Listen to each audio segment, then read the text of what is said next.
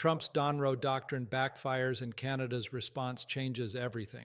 On January 3, 2026, the United States military entered Venezuela and seized its president in the middle of the night. Within hours, Donald Trump stood at Mar-a-Lago and declared what he called the Donroe Doctrine, a plan for total American dominance over the entire Western Hemisphere. And then he said something that should terrify every Canadian watching this video. American dominance in the Western Hemisphere will never be questioned again. The State Department's official account posted, "This is our hemisphere, and President Trump will not allow our security to be threatened. Our hemisphere, Canada, is in that hemisphere. So is Greenland. So is the Panama Canal. And Trump has already made clear he wants all of them." But here's what nobody expected. Within 72 hours of Trump's Venezuela declaration, Prime Minister Mark Carney made a series of moves that completely stunned the international community. Moves that signal Canada is no longer playing by the old rules. This is the story of how the United States just declared itself the supreme power over its neighbors, and how Canada responded by building an entirely new alliance system to protect itself. Let me take you through exactly what happened. To understand why this moment is so significant, you need to understand what just happened in Venezuela and what it means for every country in the Western Hemisphere, especially Canada. On January 3, 2026, American forces launched what they called Operation Absolute Resolve. They struck military installations across Venezuela. Then, helicopter-borne troops swooped into Caracas and captured President Nicolas Maduro and his wife while they slept. By the end of the day, both were in jail in New York facing drug trafficking charges. This was the most direct U.S. military intervention in Latin America since the operation in Panama in 1989. Let that sink in. The United States just flew into a sovereign nation, seized its head of state, and brought him back to face American justice without international authorization, without UN approval, without any of the diplomatic niceties that used to govern these things. But Trump didn't stop there. At his Mar-a-Lago press conference, he announced that the United States would run Venezuela until further notice, and that American companies would take control of Venezuela's vast oil reserves of the largest in the world. And then he invoked the Monroe Doctrine, the 200-year-old policy that says the entire Western Hemisphere belongs to the American sphere of influence, all the way back, dated to the Monroe Doctrine, Trump said. And the Monroe Doctrine is a big deal, but we've superseded it by a lot, by a real lot. They now call it the Donroe Doctrine. Now, you might think this is just Trump being Trump bluster and bravado, but it's not. This is official United States policy. In November 2025, Trump's administration released a new national security strategy that explicitly declares a Trump corollary to the Monroe Doctrine. This is a formal government document. It states that the United States will reassert and enforce the Monroe Doctrine to restore American preeminence in the Western Hemisphere. The strategy goes further. It says the U.S. will deny non-hemismic competitors the ability to own or control strategically vital assets in the Americas. It demands that all American allies in the region must be contingent on winding down adversarial outside influence. Translation: countries like Canada must cut ties with China or face consequences. And the document specifically targets key strategic locations and continued access to critical supply chains and materials. You know what counts as a key strategic location in North America? The Northwest Passage, the Canadian Arctic, the critical minerals buried beneath Canadian soil. As one analyst at the Hub wrote, Washington views these assets as strategically vital and cannot afford to let Canadian permission be a condition for accessing them. This is not speculation. This is what the document says. Within days of Venezuela, Trump's administration made clear this was just the beginning. Secretary of State Marco Rubio went on television and declared, "This is the Western Hemisphere. This is where we live, and we're not going to allow the Western Hemisphere to be a base of operation for adversaries, competitors, and rivals of the United States." When asked about potential military action in Colombia, Trump's answer was simple. "Sounds good to me." He threatened Cuba. He said Senator Rubio, whose parents fled Cuba, has been more bullish about targeting Cuba. If I lived in Havana and I was in the government, I'd be concerned, Rubio said. Trump threatened Mexico, saying President Gustavo Petro has to watch his ass. He called Colombia very sick and said American military moves there sound good to me. And then Stephen Miller, one of Trump's most senior advisors, posted a photo of Greenland draped in an American flag with the word soon. His wife, Katie Miller, had posted a similar provocation days earlier. When asked whether military force was on the table for Greenland, a NATO ally, Miller refused to rule it out. Danish Prime Minister Mette Frederiksen responded with perhaps the most extraordinary statement any NATO leader has ever made about the United States. If the United States were to choose to move against another NATO country, then everything would come to an end, she said. This would be the end of NATO as we know it. Let that sink in. The leader of a NATO country is publicly discussing the possibility that the United States might move against them militarily. This isn't some fringe politician. This is the Prime Minister of Denmark, a founding member of NATO, speaking on the record. And here's where it gets personal for Canada. Trump has called Canada the 51st state repeatedly. He's imposed devastating tariffs on Canadian goods. He's mocked former Prime Minister Trudeau as Canada's governor. His national security strategy explicitly targets the Western Hemisphere, which includes Canada, as an American sphere of influence. Bob Rae, Canada's former ambassador to the United Nations, put it bluntly after Venezuela. The Americans are saying things that undermine our future and dictate our future in a way that puts us in an impossible position. He said Canada is on the menu. Former Foreign Affairs Minister Lloyd Axworthy warned, if we simply allow Trump and his crowd to think that they can get away to do whatever they want to, whichever country they want, for whatever reason they want, then we are vulnerable. The Eurasia Group, one of the world's leading political risk firms, just released their Top Risks 2026 report. Their third highest risk globally is what they call the Donroe Doctrine, and they specifically state that outside the U.S., no other country will be as profoundly affected by Trump's political revolution as Canada. They write, Canada's long-standing relationship with the U.S. based on ever-increasing economic integration and a rock-solid security partnership is history. History. That's not hyperbole. That's a major risk analysis firm saying the old Canada-U.S. relationship is finished. So how did Prime Minister Mark Carney respond? His first statement on Venezuela was carefully calibrated. He welcomed the opportunity for freedom, democracy, peace, and prosperity for the Venezuelan people while calling on all parties to respect international law. Critics called it weak, too diplomatic, not forceful enough. The NDP's interim leader, Don Davies, called Carney's statement mealy-mouthed and a failure to stand up to Trump. But here's what they missed. While Carney was being careful with his words, he was being bold with his actions. First, Carney flew to Paris, not to meet with Americans, but to meet with European allies at a coalition of the Willing Summit on Ukraine. There, surrounded by leaders from over 30 countries, Carney did something remarkable. He stood next to Danish Prime Minister Mette Frederiksen, the same leader Trump just threatened over Greenland, and announced that Canada would send its Governor General Mary Simon, who is of Inuk descent, to visit Greenland next month. Canada is also opening a new consulate in Nuuk, Greenland's capital. The symbolism here is extraordinary. Canada's Governor General is Indigenous, Inuk, the same people who live in Greenland. By sending her to Greenland, while Trump threatens to take it by force, Carney is sending an unmistakable message of solidarity. Carney said it directly. The future of Greenland is a decision for Greenland and for Denmark exclusively. It's their decision. He added, we are partners in NATO. It's a mutual defense alliance. We can provide that security. And then Canada did something even more significant.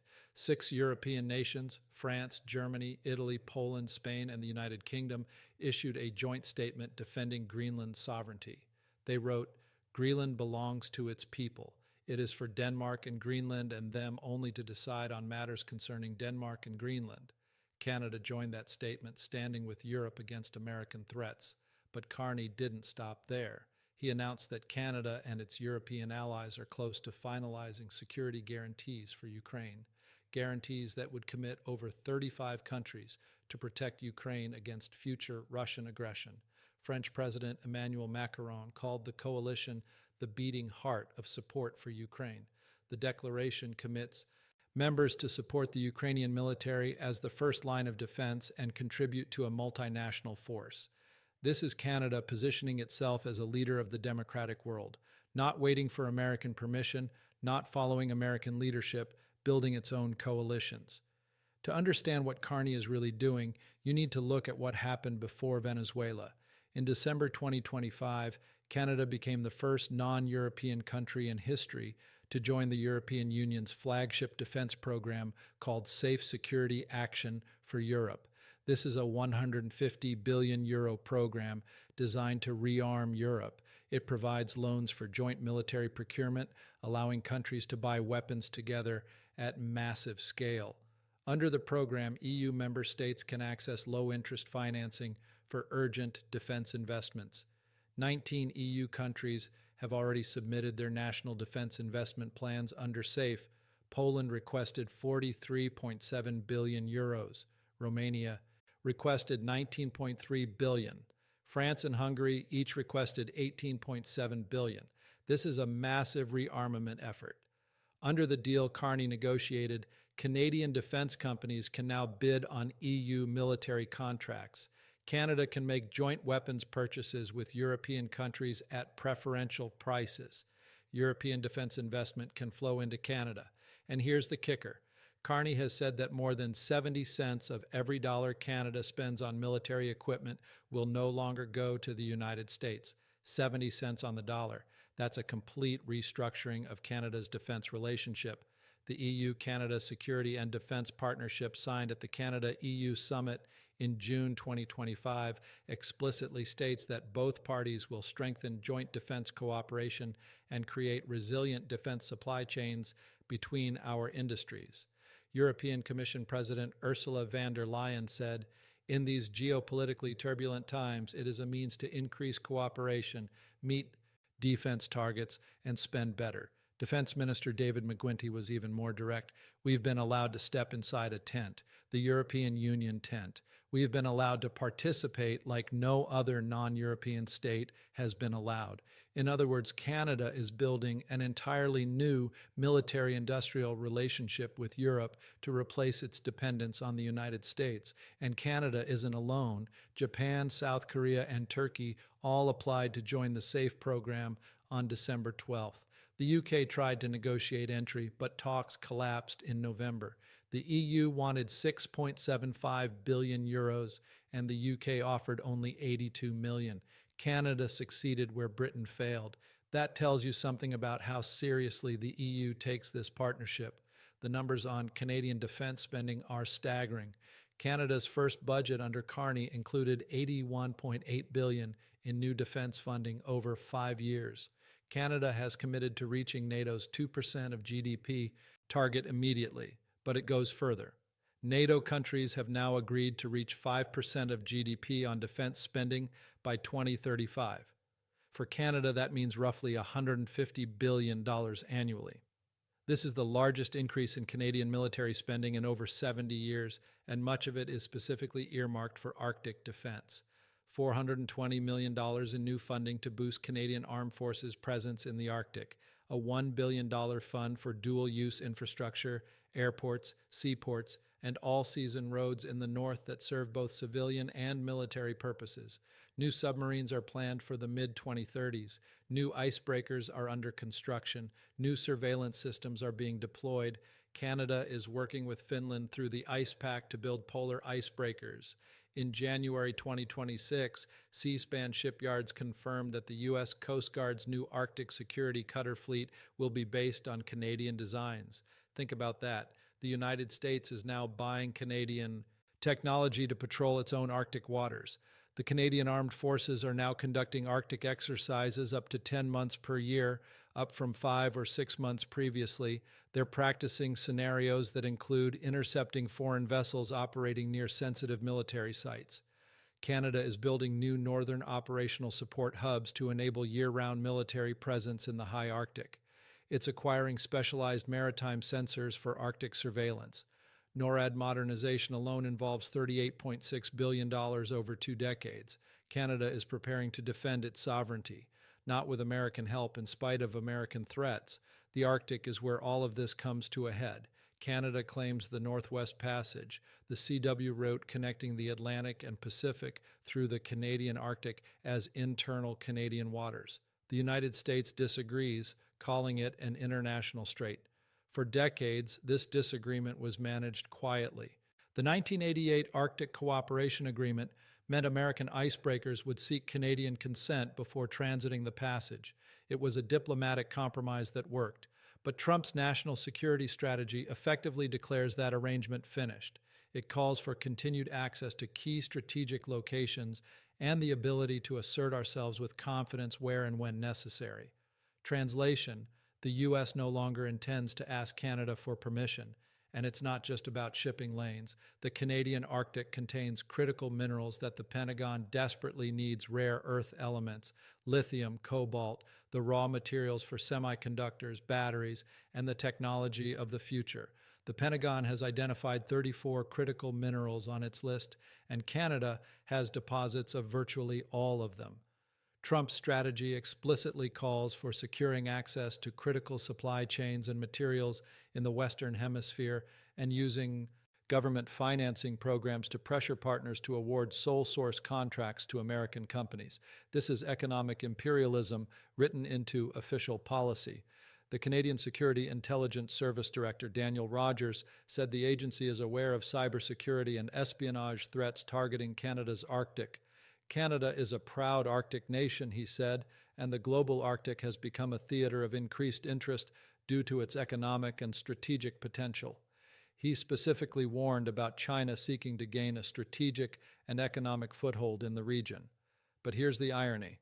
Trump's aggression is pushing Canada closer to the very countries he wants to exclude. In October 2025, Carney met with Chinese President Xi Jinping at the APEC summit in South Korea, and the first formal leader-to-leader contact between Canada and China since 2017. Carney told reporters his goal is to diversify Canada's trade. Never have all your eggs in one basket. We have too many eggs in the American basket. He plans to double Canada's non-U.S. trade within a decade. Trump's national security strategy explicitly criticizes engagement with China and warns against Chinese control of strategic assets. It demands allies wind down adversarial outside influence. But Canada is refusing to comply. It's building alternative relationships with Europe. It's opening new channels with China. It's strengthening Arctic partnerships with Denmark and other Nordic countries. As one analyst put it, Canada faces an impossible strategic triangle. It cannot simultaneously pursue a China reset, maintain U.S. relations, and preserve its sovereignty. Carney appears to have chosen sovereignty. What we're witnessing is a fundamental restructuring of the international order. Trump's national security strategy explicitly rejects what it calls the post-1945 liberal international order. It dismisses the three pillars that have defined Western cooperation for 80 years: open trade, security through alliances, and the promotion of democracy. Instead, it embraces a world of spheres of influence where great powers dominate their neighbors. This is a return to 19th century geopolitics. The Monroe Doctrine was created in 1823. Trump is reviving it 200 years later. But here's what Trump may not have anticipated. His aggression is pushing America's allies closer together without America. The European leaders who met in Paris aren't just coordinating on Ukraine. They're building a new security architecture that doesn't depend on the United States. The EU is accelerating its rearmament plans. The Readiness 2030 initiative aims to leverage up to $1.3 trillion to strengthen Europe's defense capacity. SAFE alone provides $244 billion in loans. When you add national budgets, private investment, and other EU programs, you're looking at over $800 billion in defense spending over the next decade. And Canada is now part of that system. Not the American system, the European system. As one European diplomat put it, we either hang together or we hang separately. Let me tell you what this means for the United States. America built the post-World War II order. American security guarantees protected Europe and Asia. American markets absorbed exports from allies. American military power deterred adversaries. This system made America the indispensable nation. Trump is dismantling it. And he may not realize what he's destroying. China is now the leading trade partner of every country in South America except Colombia. Chinese investment flows across Latin America, Africa, and Asia. The Belt and Road Initiative encompasses 155 countries, 75% of global population. Every ally America alienates is a potential partner for Beijing. Canada may be the most significant example yet. Bob Ray warned, a world that is going to be carved up into spheres of influence dominated by the US, Russia, and China, with each claiming veto rights over neighbors and resources, is profoundly damaging to middle powers like Canada. Former Ambassador Ben Roswell called Trump's actions in Venezuela a warning shot. Trump has a habit of confirming our worst fears about his motives and the motives of the United States under his leadership. Here's what this all means. On January 3, 2026, the United States demonstrated that it's willing to use military force against countries in its hemisphere. It entered Venezuela, captured its president, and declared that American dominance will never be questioned again. Within days, Canada responded by strengthening ties with Europe, standing with Denmark and Greenland against American threats, and accelerating plans to defend its own sovereignty. Prime Minister Mark Carney didn't make dramatic speeches or engage in public confrontation, but his actions spoke louder than any words could. Canada is joining European defense programs. Canada is building Arctic military capabilities. Canada is opening new trade relationships with China. Canada is sending its Governor General to Greenland in solidarity with Denmark. Canada is investing $81.8 billion in defense over the next 5 years. The old relationship with the United States based on trust, integration, and partnership is being replaced by something new, something more cautious, something more defensive, something designed to survive American hostility. Carney himself said it best when he met Trump at the White House last year. Our old relationship based on steadily increasing integration is over. The questions now are how our nations will cooperate in the future and where we in Canada will move on. They're moving on not toward America, away from it, and that may be the most consequential shift in North American geopolitics since World War II. The Donroe Doctrine was supposed to demonstrate American power. It was supposed to show the world that the United States could do whatever it wanted in its hemisphere. Instead, it may have demonstrated the limits of that power and accelerated the very diversification of alliances that threatens American dominance. Trump wanted to make the Western Hemisphere his. He wanted Canada to fall in line, to accept American supremacy, to cut ties with China and buy American weapons and follow American orders. Instead, he may have just pushed Canada out of America's orbit entirely. Canada isn't becoming an enemy of the United States, but it's no longer a reliable satellite either. It's becoming something new, a middle power with its own alliances, its own defense industrial base, its own foreign policy. And that's a future Trump never intended to create. The greatest irony of the Donroe Doctrine may be this. By asserting total dominance over the Western Hemisphere, Trump is ensuring that he'll have less influence over it than any president in a century. Canada is watching, Canada is preparing, Canada is building alternatives. And America, consumed by its own imperial ambitions, may not realize what it's losing until it's already gone.